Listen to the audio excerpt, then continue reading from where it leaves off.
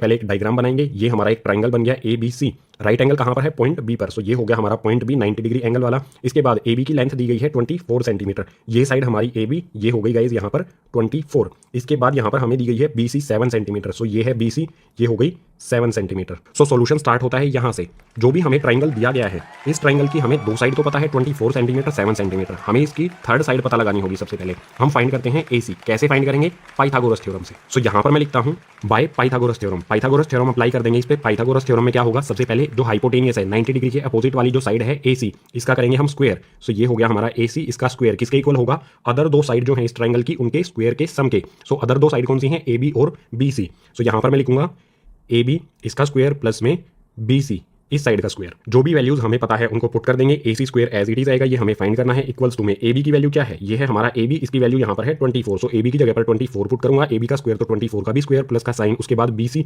B C की value है guys 7 centimetre. B C की जगह पर 7 लिखा, बी सी का स्क्वायर है तो इसका भी स्क्वायर। अब सिंपली सोल्व करेंगे। इस साइड में हमारा ए सी स्क्वायर एज इट इज आएगा। 24 का स्क्वायर क्या होगा? 24 को 24 से मल्टीप्लाई करेंगे तो ये आ जाएगा 576 प्लस का साइन एज इट इज। यहाँ पर है गाइस 7 का स्क्वायर। 7 को 7 से मल्टीप्लाई करेंगे तो ये आ जाएगा 49। आगे सोल्व करेंगे तो यहाँ पर ए सी स्क्वायर एज इट इज आ जाएगा इक्वल्स टू में 576 और 49, इन दोनों को ऐड करेंगे तो ये हो जाएगा गाइस 625। अब सिंपली हमें AC की वैल्यू चाहिए, ये आई है AC स्क्वायर की। तो क्या करेंगे? स्क्वायर को हटाने के लिए रूट लगा देंगे दोनों तरफ। यहाँ पर जो ये स्क्वायर है इससे रूट कैंसिल हो जाएगा। स्क्वायर से रूट कैंसिल कर दिया तो आ जाएगा इस साइड में AC और इक्वल्स टू में 625 से क्या बाहर आएगा? 625 होता है 25 का स्क्वायर। सो यहाँ पर आ जाएगा गाइस 25। वैल्यू कैसे बाहर आई है? सिंपली हम लिख सकते हैं 625 को 25 मल्टीप्लाई में 25, रूट के अंदर ये पेयर बन गया तो एक वैल्यू 25 आ जाएगी बाहर। सो हमारी AC की वैल्यू आ गई 25। यहाँ पर लिख देते हैं AC की वैल्यू 25। AC फाइंड करने के बाद फर्स्ट वाले पार्ट को देखते हैं। फर्स्ट वाले पार्ट को यहाँ से सोल्व करते हैं। एक सेकंड गाइज, यहाँ से फर्स्ट वाले पार्ट को सोल्व करते हैं। ट्राइंगल की हमें अब तीनों साइड पता है तो फर्स्ट वाले पार्ट में हमें फाइंड करना है साइन ए और कोस ए। यहाँ पर लिख लेते हैं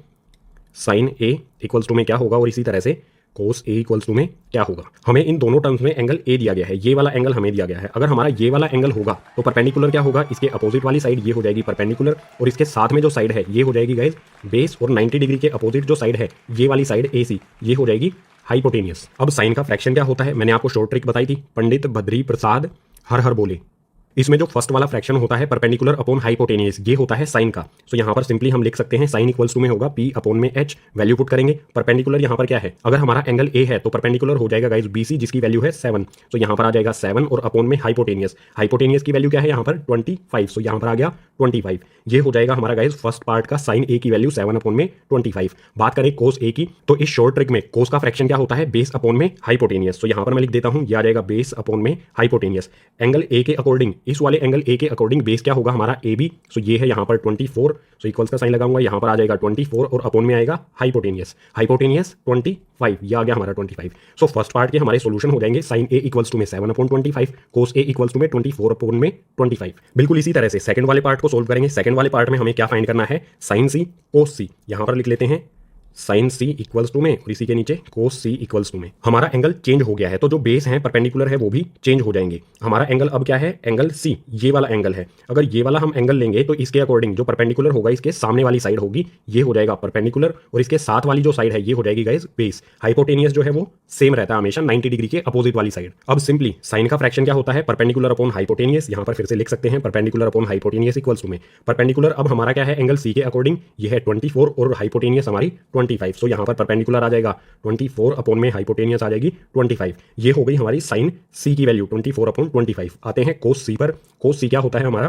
कोस का फ्रैक्शन क्या होता है? बेस अपॉन में हाइपोटेनियस इक्वल्स टू में एंगल C के अकॉर्डिंग बेस क्या है हमारा? 7 सेंटीमीटर और हाइपोटेनियस है 25। सो B बेस आ गया यहाँ पर 7 सेंटीमीटर और हाइपोटेनियस आ गई 25। सो बिल्कुल सिंपल इस क्वेश्चन को हमने यहाँ पर सोल्व कर लिया। सबसे पहले एक ट्राइंगल बनाया, उसकी जो थर्ड साइड थी वो हमने फाइंड की पाइथागोरस थ्योरम से। उसके बाद जो साइन A और कोस A है, एंगल A के अकॉर्डिंग परपेंडिकुलर और बेस हमने लिए और उनको यहाँ पर पुट कर दिया तो वैल्यू आ गई साइन A और कोस A की। और सेकंड पार्ट में हमने साइन C और कोस C, एंगल यहाँ पर हमने लिया C को, उसके अकॉर्डिंग परपेंडिकुलर और बेस लिया और ये आ गई हमारी इनकी वैल्यू। यही हो जाएंगे गाइज हमारे